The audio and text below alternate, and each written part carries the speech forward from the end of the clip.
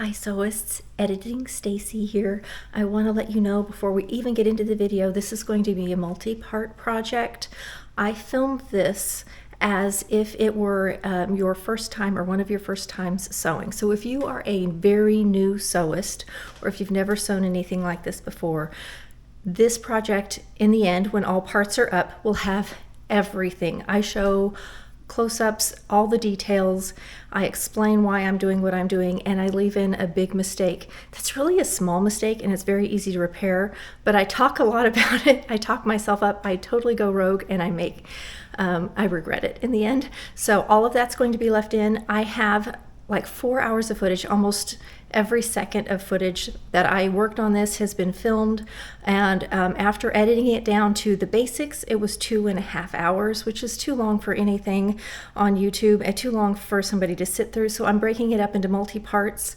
Usually when I do this, I will do the planning and cutting out in one part and the sewing in the second part. This one, the sewing is much more extensive, so it's going to be cutting out and the beginning of sewing in part one, and then we'll continue next week in part two. I'm hoping to get it down to 2 parts, but it might end up being 3. I don't know yet because I haven't finished editing the rest of it. So enjoy part 1 of the Melody shirt, which is adorable.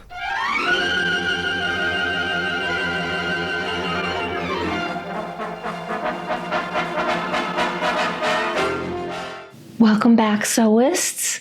Today's project is the Love Notions Melody Dolman top.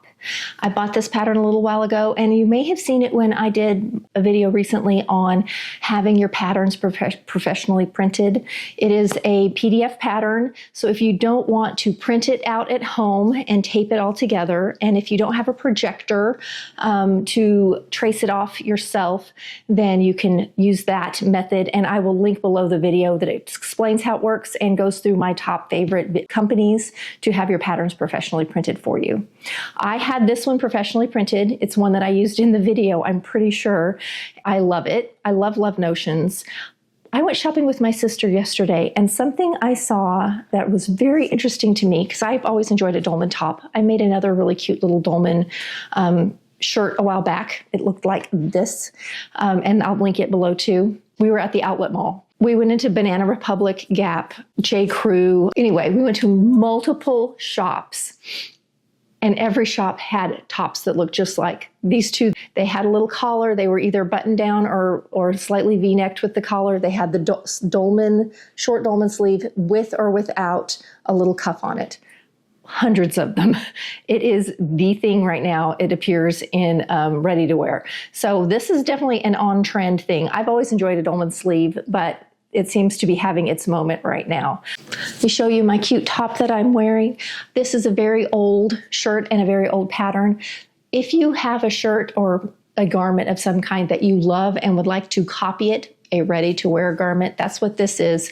I had a t-shirt. It was the best fitting t-shirt I'd ever owned that I'd purchased, and I made a copy of it. I pattern traced it, and I have a video I will link below that tells you how to pattern trace it, and then the next video is how I sewed it all together, if you're interested in that. That's what this little raglan tee is, and I have a ton. It's called my favorite t-shirt pattern, I think, and it is definitely one of, I think I've made 10 or 15 shirts off of this pattern alone, and it's one that I traced. So if you're interested, it'll be linked in the description also. But first, I'm going to go trace off my pattern and show you about sizing.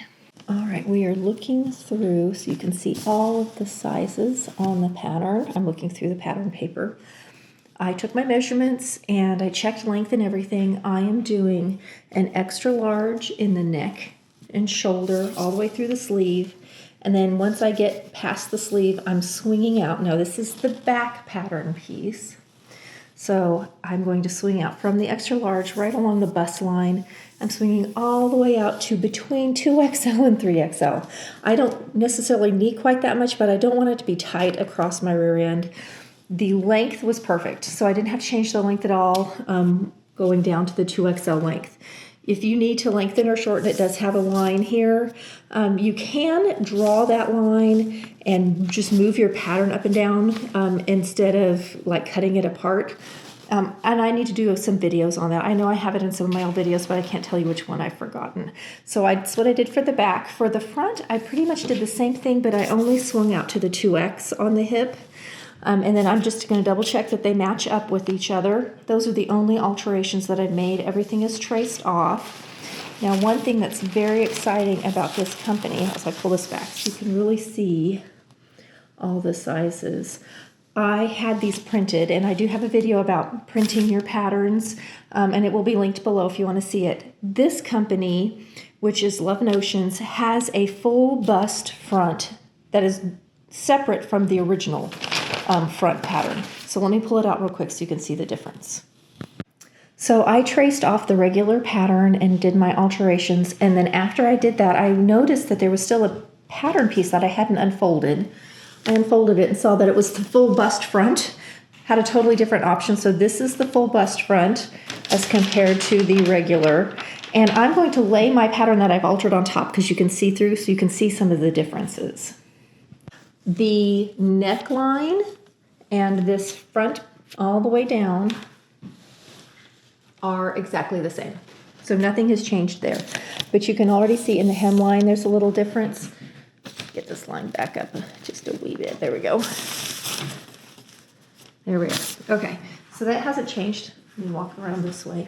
But let's look up here at the shoulder. So you can see the shoulder matches up. And then immediately the angle is changed. So you can see here's the regular bust.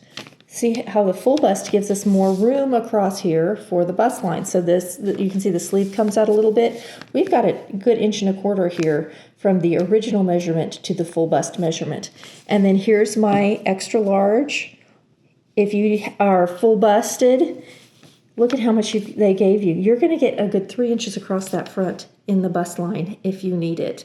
So if you are a person, when you take your measurements, you're small up here. Even when you do your upper bust measurement, it's smaller, and then you go to your full bust and it's dramatically larger. A full bust alteration or a full bust pattern they've already made for you is the way to go. You'll be sad to do all that work and it just doesn't quite fit the way you want. You already can do that. You can go buy clothes off the rack and have them not fit you well. But if you're gonna put the time in it, take a few extra minutes to just pick your sizes out of a multi-sized pattern and you'll be a little happier. Always take the measurement, make sure that you've got plenty of wearing ease.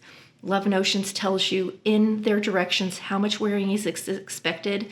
Let's say you're a 34 bust and it says it has 6 inches of wearing ease. That means that the one that is your size for your 34 bust will measure 40 when finished at the bust line. So it lets you know how the fit and hang is supposed to be. If it has a 34 bust and it tells you it's a 36, you know it's very fitted and the hang will be different on your body. Just a little heads up when you're working on wearing ease and altering your pattern. Okay, we're gonna cut out. Okay, I have decided on the 1/4 inch gingham check. I am going to cut the front and the back on the straight of grain. One nice thing about a gingham is it is a woven in design. So when you are matching up your grain line, it's very easy to see the grain line through. You can see my grain line is off right now. I can line that up right with one of those lines and it's very easy to get it straight of grain. I'm telling you that because I'm going to cut my front and back on straight of grain, but I'm going to take the collar, the cuffs, and the pocket, and I'm going to cut them on the bias. So I can draw a bias on here, or I can use the current grain line that they have, and I'm going to run it at an angle through the little checks, and that will make sure that I get it on the bias. So I'm going to do that for the collar, the cuffs, and one pocket piece on bias, everything else on straight of grain. I'm cutting my front first on grain, and this is the fold because we don't need to cut the front on the fold, but I've cut it with it over to the selvage edge because when I open it up, I'll have this nice big piece here that I can cut bias pieces on if I want to, and then I'll slide it down, refold it to get my back so that I'm not wasting fabric, and I'll still have another big chunk next to it. Again, for bias pieces, since I'm turning the grain line on those. I have got, I think, 6 yards of this fabric, so I have plenty. I only need 2, so I'm in good shape. All right, I have refolded to do my back piece on, and this is what was the fold above. I'm going to take this piece and lay it on this piece here to cut my bias pieces, because the collar and the cuff are just long enough that I can't fold this and get both, but I have these two side pieces, so I have plenty of room to get them out of. I'll show you that in just a minute. I'm going to cut my back real quick and then we'll reconfigure this for cutting bias. Okay, I've taken the two pieces and laid them on top of each other. You can kind of see. I've tried to kind of get them lined up so that the grain line is straight. And then I can just lay my piece on here using my bias marking. And we'll get these two on here. Look how easy that is. Got plenty of room. And I only need one pocket and we're ready to go. I'm gonna have to pin them down, the air conditioning. All right, all that's left is we need a collar piece cut out of interfacing, and we need two strips. They have a pattern piece you can trace off. I just measured it. It's 1 inch for my size, 1 inch by 24.5 long. So I'm gonna cut two strips that length and one collar. I am using Shape Flex interfacing, which is a woven fusible. I really like it when working with shirts and collars. I've cut my shirt on the bias, or my collar on the bias, so I'm going to cut the interfacing on the straight of grain. However, I often do the opposite. I have a straight of grain collar and I will cut a Shape Flex, which is a woven interfacing, on the bias. But because I kind of want them to be the opposite for fold and stability, that sort of thing, I like a bias on if it's a woven interfacing, because it does give some nice shaping when you fold it back. If you're doing a woven interfacing, cutting it on the bias gives nice shape inside a collar.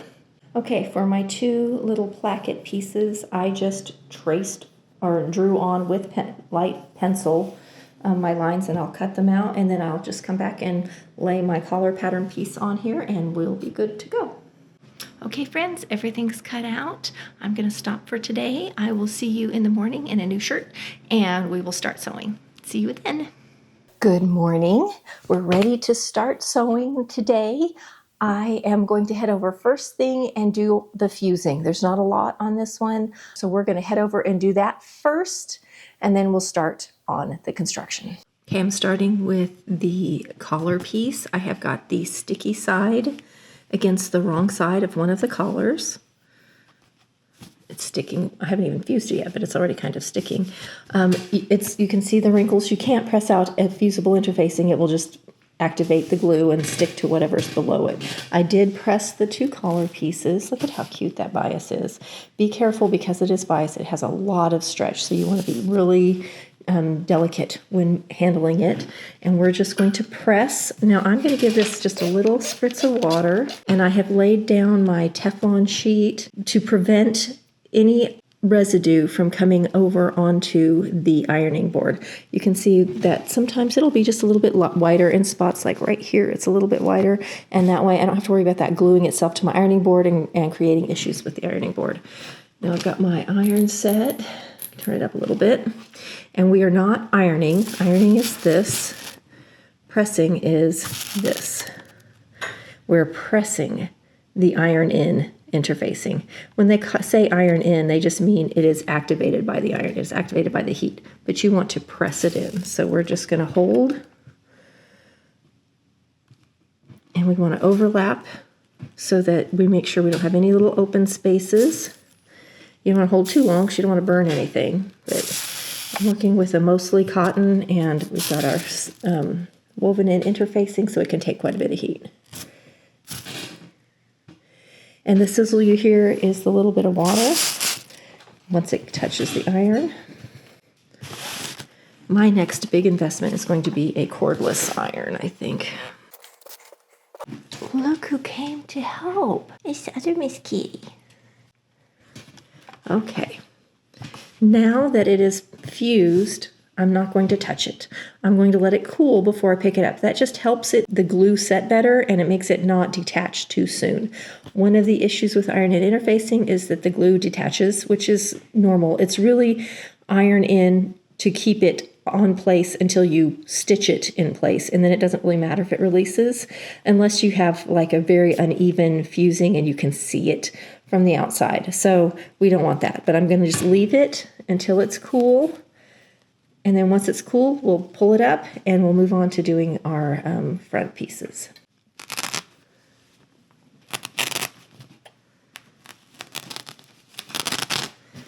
All that sound you hear is where it was stuck.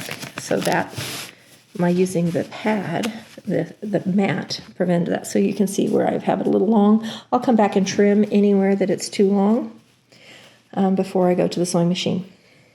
Okay, let's do the fronts. All right, I've done a light ironing and I've laid my pattern piece on. You can see the markings here for where it's going to go. Now I had in my head, I have been vacillating. Often you put the interfacing on the facing side, not directly to the front. And they show it applied to the front. And I'm kind of struggling with that because I don't like it as well. Like I feel like you're setting yourself up for more issues. If you put it on the facing side, it's going to shadow through less. It's just going to be less noticeable. So my personal preference or my personal thought is to fuse it to the facing only.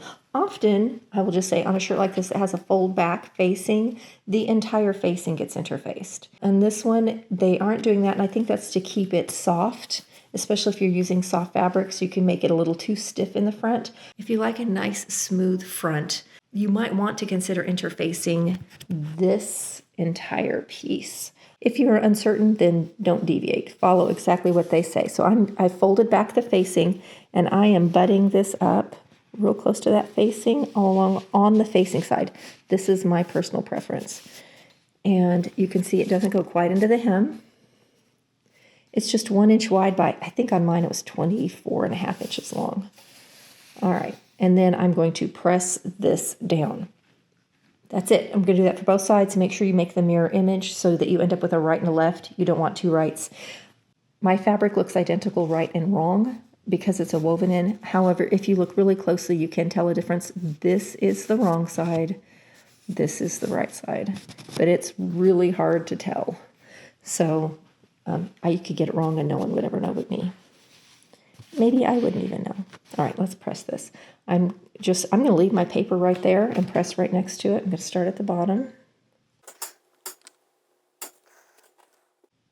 And the point of this is to have good buttonhole and button stability. You do not ever want to make buttonholes without interfacing behind it. Ever, ever, ever.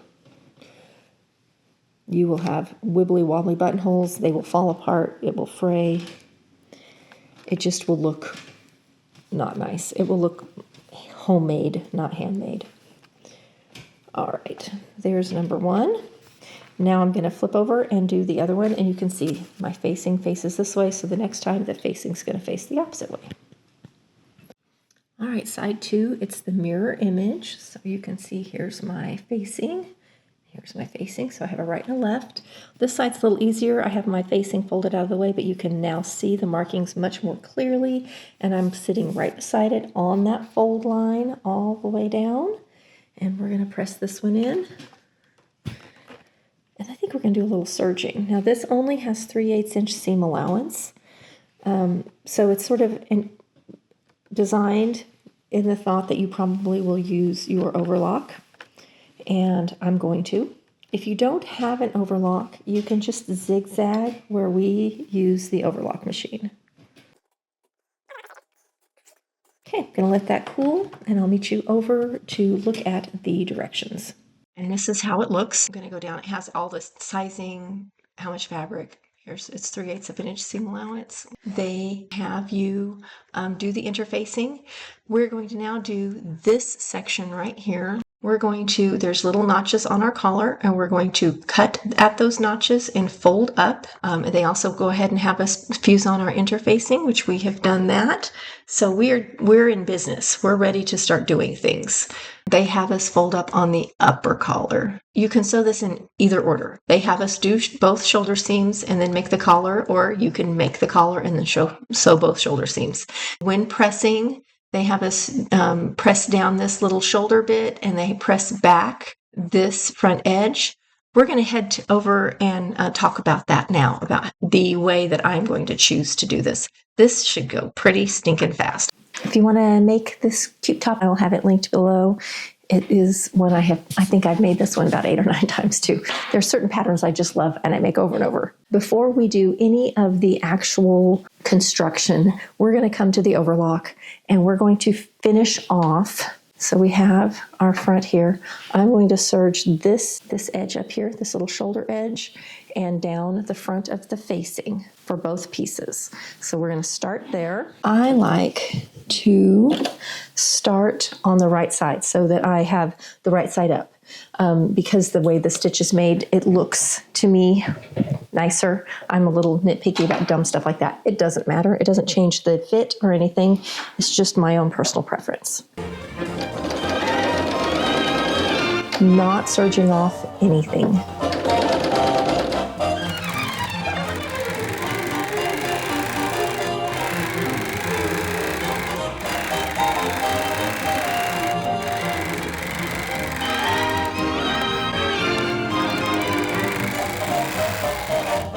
Going to go ahead and do the other one, but here we are completely overlocked on the right side around just the facing part. And then, because it's 3/8 inch seam allowance, you could serge together your shoulder seams, and you can even set your serger so it makes a 3/8 inch depth seam. At least on most overlocks, you can do that.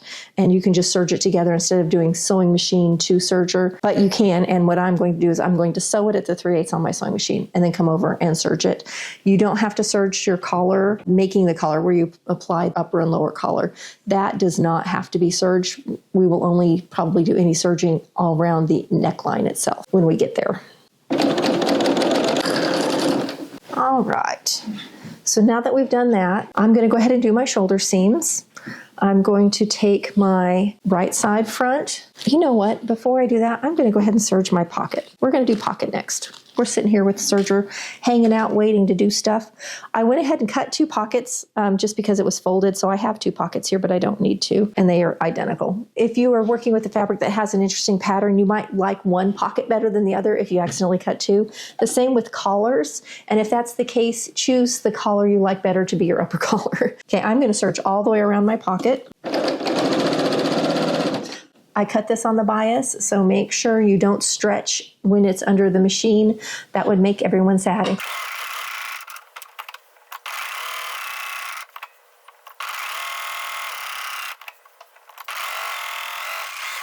Now I often pull and cut my threads with my overlock, but because this is bias, I didn't want to even pull to do that, so I cut my threads this time. There's my little pocket. Now I'm going to take my back and we're going to lay front to back and just go ahead and sew the shoulder seam, straight stitch it together, and then I'm going to come back and overlock it. Now everyone organizes their sewing room in a different way. If I no longer need the pattern piece, if there's no markings to take off of it or anything, if I don't need to reference it anymore, I usually put it away. Going to take right sides to right side. I'm just going to be doing a straight stitch of about a 3, close to a 3 length, and I have my even feed foot engaged, which is sort of like a walking foot. I usually sew with it all the time. I very seldom take it off. Just sewing with plain white thread. So here's one. I'm going to pin both of them. About 3 pins is all it takes. My experience is about every 6 to 7 inches is plenty, depending on the project, unless you have like a really dramatic curve or something that you're working with. Usually that's fine. Now that I have both of them pinned, I can go from one shoulder to the next and streamline this 3/8 of an inch.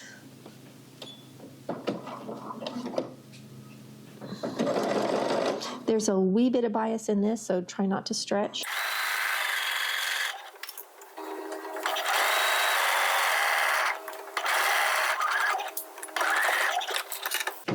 All right, so there's one seam, and then we're going to just come back and serge along that edge, but I can go ahead and get this one done now.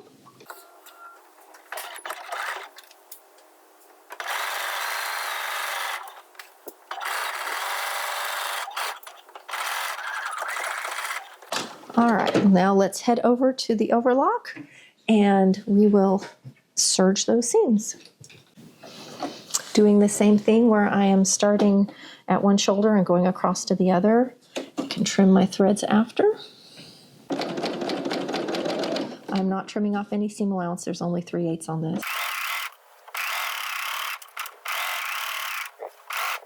I tend to lift up my foot and place it under. I have a knee lifter I can use, and there's also a take-up arm in the back. The Serger is a sewing machine that you can sew with nothing under it and it'll still make a stitch. We have shoulders. I just need to cut it apart right here. And now we have 2 shoulder seams. I'm going to go over and press these seams before I move on to the next step. Here is our seam, and I'm going to press up against that seam on both sides. I'm not getting the edge. You can see I'm just getting right over the threads. That just embeds those threads. Now make sure you've looked at your seam first. Make sure you like it. And when you butt up against both sides, it helps you keep from getting a little buckle from below, hopefully. So I've pressed from the wrong side. I'm going to flip it over and look at it from the right side. And I'm going to give it one more press from this direction. And this really helps me not get any foldovers right at the seam line.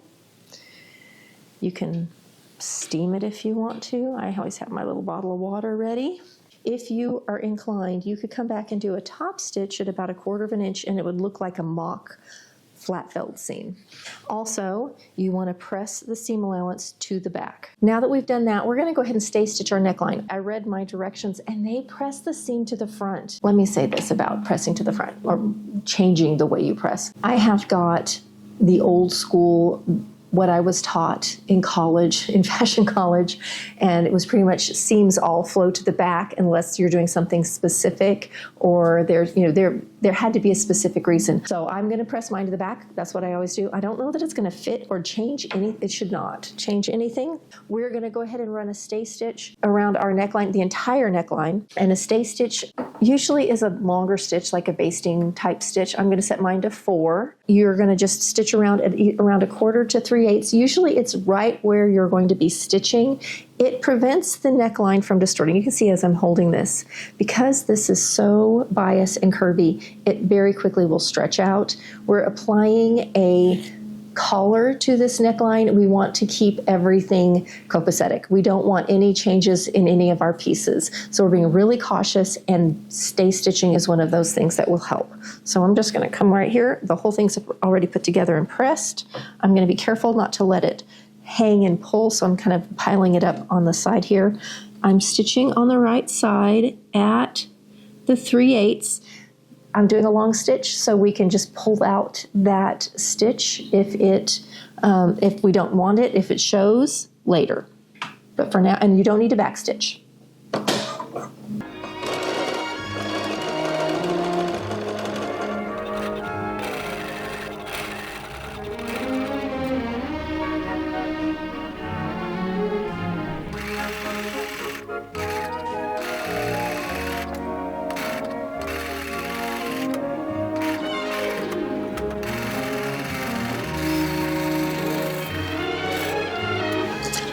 All right, something I haven't done that they mention is to fold down this facing edge and press it, which I have not done. So I think I'll go ahead and do that. I fold it down at the 3/8 on both of the little shoulders.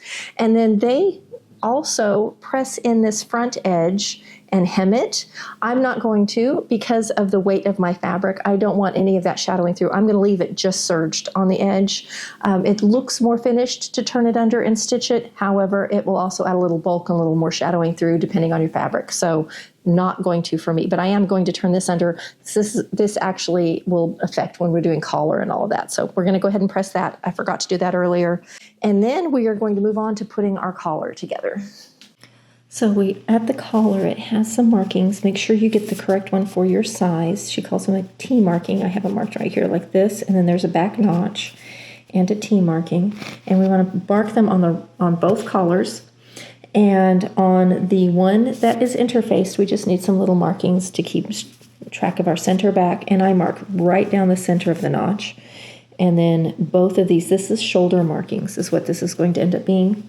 On this one, which is not interfaced, we're going to clip up. It's a full 1/2 inch. I thought it would only be 3/8, but it's a 1/2 according to them.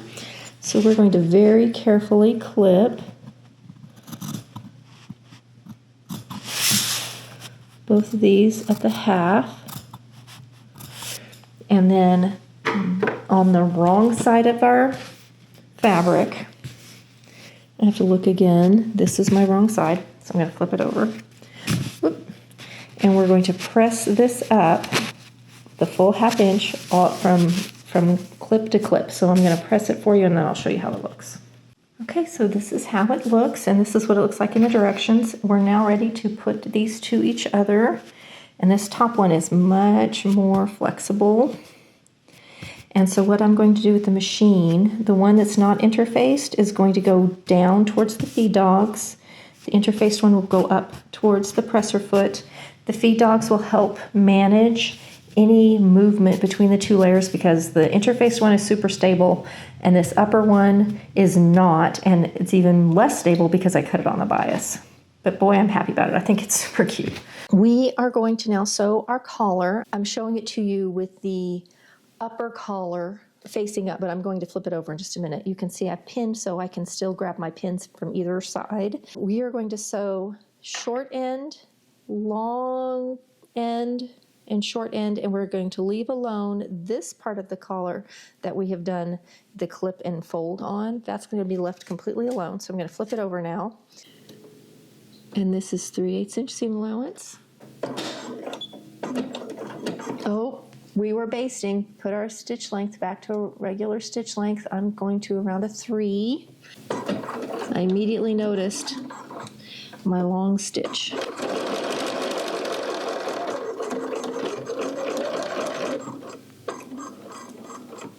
If you're having a hard time judging where your 3/8 inch is, you can mark it with pencil. You can come in with pencil or your marking thing, mark your 3/8 inch on the interfacing and you'll see it and it'll make your life easier, especially at the corners here. Like if you're having a hard time telling where your 3/8 inch is, it is right. My foot tells me. So I have a little mark. And then when I turn, you see it's perfectly on the 3/8.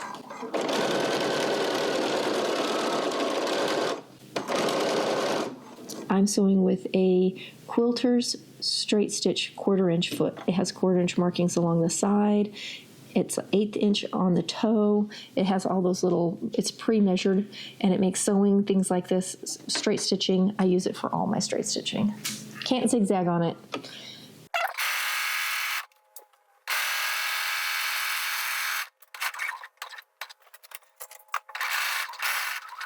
We have a collar, and what we're going to do now is trim off our little corners. We're going to go up to, but not through. So see, here's our stitching line. Can you see the stitching line right here? So we're going to clip off that corner. Before you clip, check your work. Make sure you don't have a bubble, that nothing's unhappy. You don't want to do a clipping or pulling out of stitches only to find out that there was an issue. So we're going to clip off, leaving a little bit beyond that. We don't want to get too close because it could fray. We're going to do that for both of these sewn corners. And now we're ready to turn this inside out. We've got our pretty little collar. You can fold the two seams towards themselves and then flip to help get that corner started. And then I'll come back and give it a little poke with one of my tools. This one.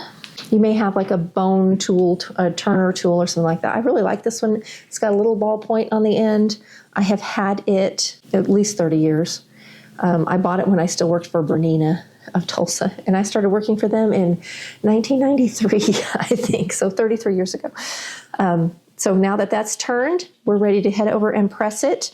Now, I want to remind you that this nice stiff one is the under collar. This soft one with the notches out is the upper collar. Upper collar is what's going to be shown. So when we go to press this, and I'll show you with the ironing board, we want to make sure we press it so the under collar does not curl to the front.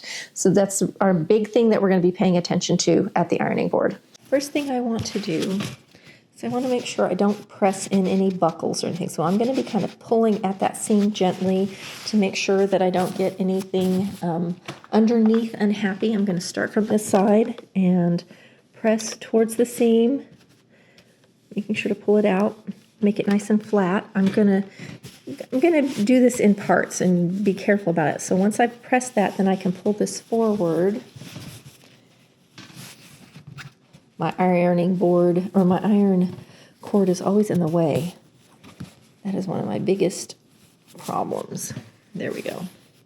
So when I do this, see this seam? This is the undercollar. We want to make sure it's not rolling to the front. So I want to make sure that I get it right on the edge, or even let the front roll a little to the back. That is the better way to do it. Start at a corner here. I have the right side up so I can see what I'm doing, and I'm carefully pressing up to the corner. It kind of wants to pull, and I'm probably going to put a few pins in it to make sure it stays where it belongs after I've pressed this area. Again, I made mine bias so it's stretchier, so we have to be careful of that. I'm going to show you. Can you see how this is wanting to roll forward a little bit? So I'm going to really be careful. I'm going to put a pin in it while it's warm to hold it in place. And then I don't want to iron over that pin because it's a plastic pin. Let's flip to this other corner. Now you can press from the inside first. Come in from the inside, press against that seam if it helps.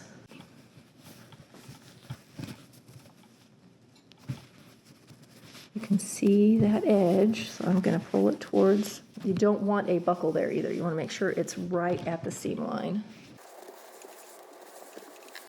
There. Okay, that's starting to look nice. Look at that. Okay, I'm just going to, now I've just got to press this middle part, and the collar will be pressed, and we're going to attach our collar. This is a really fast pattern. What I'm doing is I'm pressing so I can see that seam. Got it turned towards me so I can make sure I don't have it folding to the front. One thing I will warn you about, when you press back over something that has been interfaced, it tends to sometimes want to re-release. So let it cool a little bit before you move it. And if we did everything right, I'm going to show you. Put some pins in it so it stays in place. Everything should line up. So here's my marking and my opening. They line up perfectly. Look at that. Okay, so this is the right side of the collar. Let it cool, and then we'll head over and sew it on. Thanks for sewing with me. I'll see you again next week for part 2. It'll be another fun video. If you found this video helpful, informative, or just entertaining, please consider leaving a like, subscribing, and maybe giving me a hype.